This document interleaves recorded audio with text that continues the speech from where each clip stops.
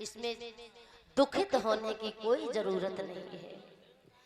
हरिश्चंद्र बोले प्यारी राजपाट जाने का दुख नहीं है, दुख तो एक बात का है कि उस ब्राह्मण का 60 भार सोना अभी हमारे ऊपर शेष कर्ज रह गया है।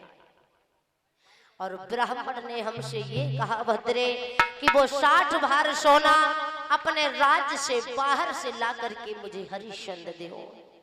तारा बोली कोई बात नहीं स्वामी, अपनी बात में फंस जाना ही सबसे बड़ी हार होती है और अपनी बात से ही निकल जाना सबसे बड़ी जीत हुआ करती है।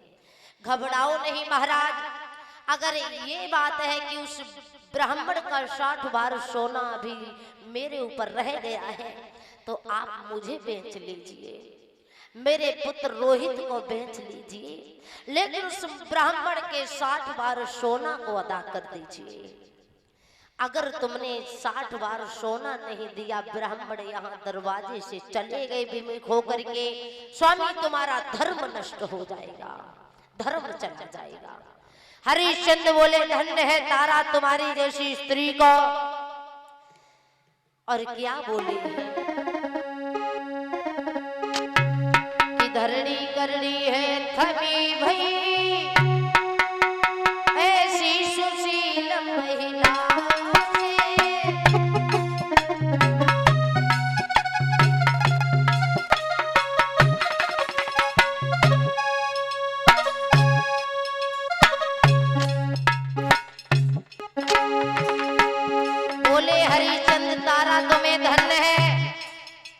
जो तुमने बिल्कुल इनकार नहीं किया।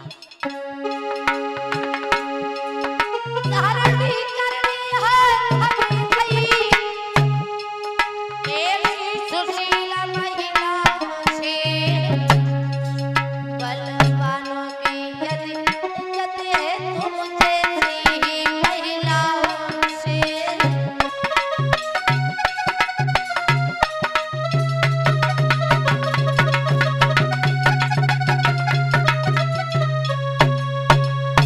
कहाँ है तुम्हारा पुत्र रोहित, उसे बुलाओ। तारा ने अपने पुत्र रोहित को आवाज लगाई, बेटा रोहित बच्चों में खेल रहा था घर के बाहर। जैसे ही मैया की आवाज लाला ने सुनी है तो भाग करके आओ है मैया, कहो तुमने मुझे क्यों बुलाया। तो तारा बोली है बेटा तुम्हारे पिताजी एक ब्राह्मण से अपनी बात में फंस गए हैं, क्या तुम मेरे साथ में बिक सकती हो। हरिश्चंद्र बोले रोहितास क्या तुम मेरे साथ में बेटा बिक सकते हो। तो रोहित ने एक बात कही है पिताजी, तुम बिकने की बात करते हो। और क्या बोले है रोहित हरिश्चंद्र से कि जिसके प्रभात से उधम ना हो और ऐसे प्रभात से साज भली, और जिसके न नाम से नाम चले ऐसे बेटा से बाजू भली।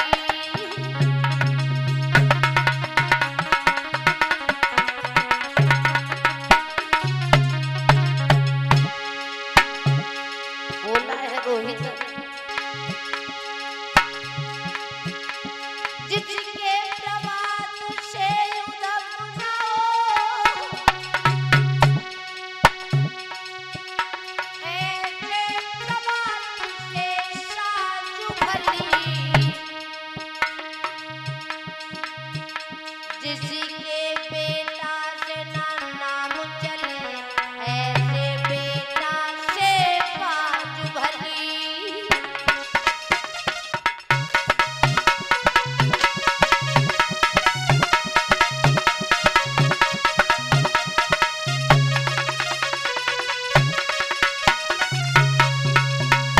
जिसके प्रभात से उधम न हो ऐसे प्रभात से सांझ भली, और जिसके बेटा से न नाम चले ऐसे बेटा से बांझ भले।